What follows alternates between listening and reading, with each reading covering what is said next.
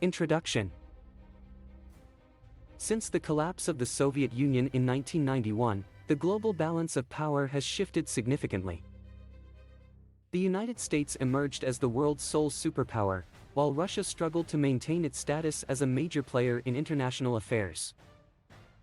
The rise of China and other emerging powers has further complicated the international landscape, creating new challenges and opportunities for the world's major powers. One of the key flashpoints in this new world order is the standoff between NATO and Russia. In the wake of the crisis in Ukraine and other aggressive moves by Moscow, NATO has taken steps to shore up its defenses and protect its members from Russian aggression. This has led to a dangerous escalation of tensions between the alliance and Russia, with both sides engaging in military maneuvers and propaganda campaigns aimed at undermining the other. This article will explore the dynamics of the NATO-Russia standoff, examining the underlying forces driving the conflict and the strategies the two sides are employing to advance their respective agendas. The roots of the conflict. The NATO-Russia standoff can be traced back to the end of the Cold War, when the collapse of the Soviet Union left Russia in a position of relative weakness. Since then, Moscow has sought to reassert its influence, both in its immediate neighborhood and on the global stage. At the same time, NATO has expanded eastward, absorbing former Warsaw Pact members and extending its reach into the former Soviet sphere of influence. This has been viewed by Moscow as a direct threat to its security and has led to a series of confrontations between Russia and the alliance. The crisis in Ukraine was a turning point in the standoff, with Russia annexing Crimea and backing separatist rebels in eastern Ukraine. This move was seen by NATO as a direct challenge to its security and led to a more confrontational stance toward Moscow. NATO's response. NATO has responded to the Russian threat by taking several measures aimed at bolstering its defenses and deterring further aggression.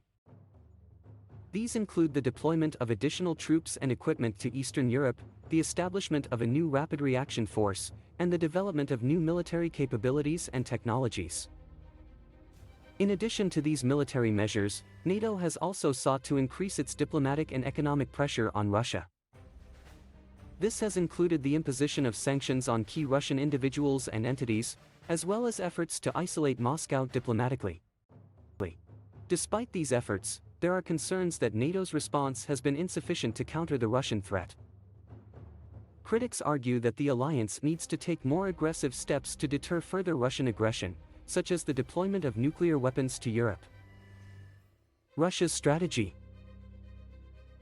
For its part, Russia has sought to counter NATO's efforts by engaging in a range of military, economic, and political maneuvers. These include the establishment of new military bases and the deployment of advanced weapons systems, as well as efforts to divide and weaken the alliance from within. Russia has also sought to assert its influence in other regions outside of Europe, such as the Middle East and Asia. This has involved the establishment of new partnerships with countries like Iran and China, as well as the deployment of Russian military forces to these regions. In addition to these military and diplomatic moves, Russia has also sought to use propaganda and disinformation campaigns to undermine democratic institutions and sow paranoia and confusion among Western populations.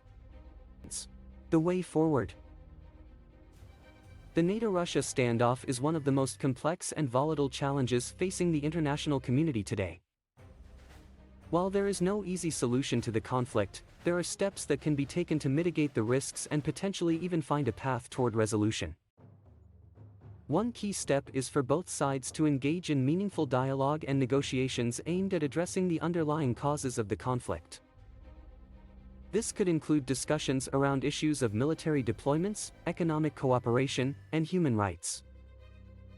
Another important step is to seek out common ground and areas of shared interest between NATO and Russia. While there are certainly significant areas of disagreement and conflict between the two sides, there are also opportunities for cooperation on issues like counterterrorism and nuclear disarmament. Ultimately, the NATO-Russia standoff is a product of deeper forces and tensions within the international system. Addressing these underlying issues will require a broad-based effort involving not just NATO and Russia, but also other major powers like China and the United States. Conclusion. The NATO-Russia standoff is a complex and volatile challenge that has the potential to disrupt the global order and even trigger conflict between major powers. While there are no easy solutions to the conflict, there are steps that can be taken to reduce the risks and find a path toward resolution. Ultimately, addressing the underlying tensions and forces driving the conflict will require a concerted and broad-based effort that involves not just NATO and Russia, but also other major powers like China and the United States. Only through dialogue, negotiation, and cooperation can the world's major powers hope to defuse the NATO-Russia standoff and build a more stable and secure future.